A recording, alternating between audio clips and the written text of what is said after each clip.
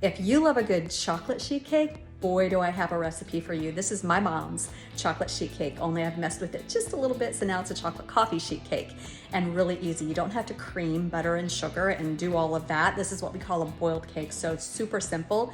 The icing is just as simple, if not more so, than the batter of the cake. You pour the icing over the cake as soon as it comes out of the oven, and then the whole thing sets, and then you slice and enjoy. It's moist, it's dense, it's a little fudgy. It's kind of a cross between a brownie and a chocolate cake.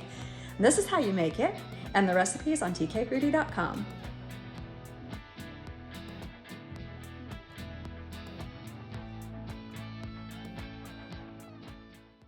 This cake could not be easier. I melt my butter and coffee together, adding in some cocoa powder, and then as soon as it comes to a simmer, I actually pour that into the dry ingredients and give it a mix. And then I need to add some oil, some buttermilk.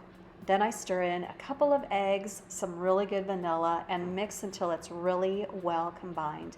Pour that into my baking pan, and while the cake bakes, you go ahead and make the icing, which starts again with butter, a little bit of milk, and cocoa powder.